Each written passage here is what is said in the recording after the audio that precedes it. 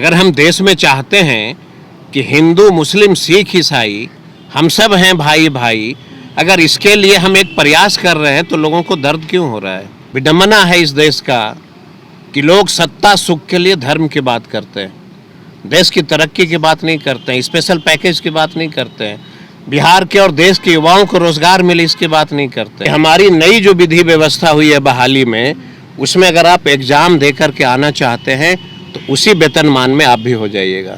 ये कौन सा गुनाह हो गया? जो शिक्षक हैं वो पढ़ाएं, हमने तो उनको नहीं हटाया है, लेकिन मैंने कहा है कि हम बेहतर क्वालिटी का और टीचर देंगे, सभी सब्जेक्ट के टीचर देंगे। मेरा सपना था कि मेरे बिहार के गरीब के बच्चे अंग्रेजी में बात करें, मेरा सपना साकार हो रहा है, इससे बड़ी मेरी खुशी और क्या हो सकती है। नमस्कार, आप देख रहे हैं लाइव बिहार, मैं आपके साथ रूपम। देखिए, कर्नाटक में बीजेपी की हार के बाद जितने भी विपक्ष पार्टी है वो काफ़ी खुश हैं कि भाई लोकसभा चुनाव में हम बीजेपी को जरूर हराएंगे, और उसी के लिए विपक्षी एकजुटता के लिए कांग्रेस के अध्यक्ष से मिलकर मुख्यमंत्री हमारे यहाँ पर पटना पहुँचे हैं। और हालांकि तेजस्वी यादव साथ में उनके नहीं थे, इसी मुद्दे पर बात हमारी सवाल हुए, और सवाल हमारे हुए बिहार के मंत्री, कृषि मंत्री सर्वजीत पासवान से। जब हमने उनसे सवाल किए कि भाई बात होकर आ गई है अध्यक्ष जी से, तो अब क्या लग रहा है सर, डेट कब है?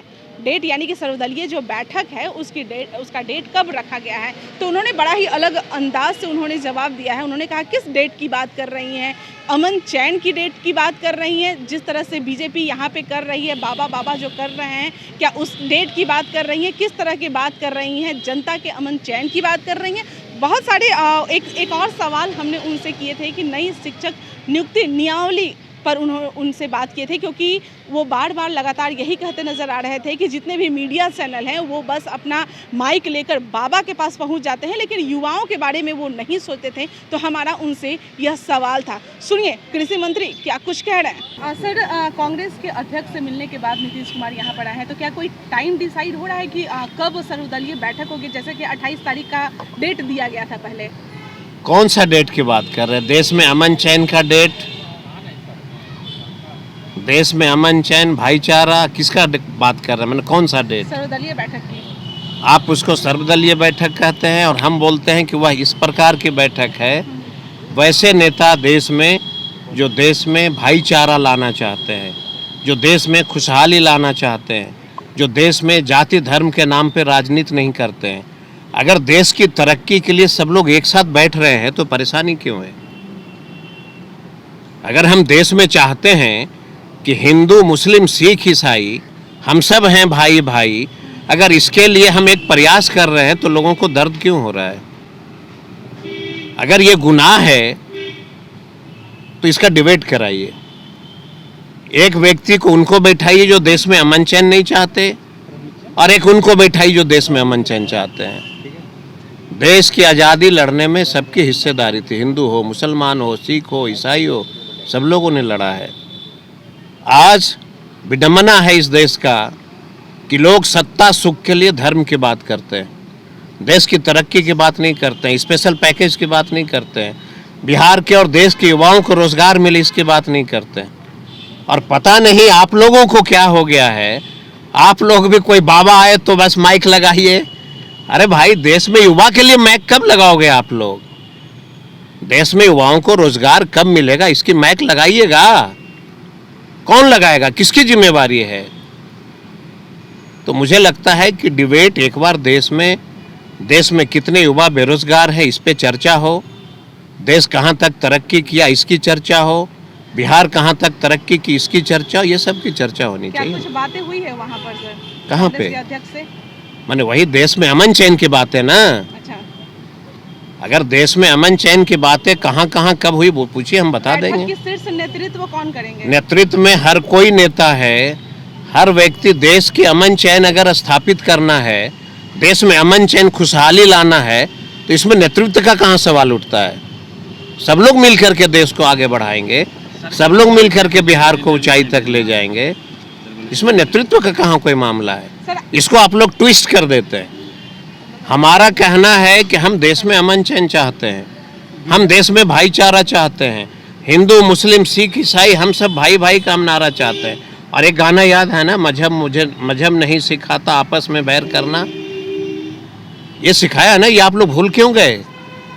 ये नारा को हर हालत में लाना पड़ेगा देश में, तभी देश तरक्की कर सकेगी। तो युवा की अगर हम बात करें तो अभी नई शिक्षक जो नियुक्ति नियमावली जो निकाली गई है उसमें तो ये भी कह दिया गया है कि भाई अगर सरकार के खिलाफ जाइएगा, आंदोलन कीजिएगा तो फिर कहा नहीं गया है, आप गलत प्रचार कर रहे हैं। अच्छा, ये कहा गया कि अगर कोई शिक्षक चाहते हैं कि हमारी नई जो विधि व्यवस्था हुई है बहाली में, उसमें अगर आप एग्जाम दे करके आना चाहते हैं तो उसी वेतनमान में आप भी हो जाइएगा।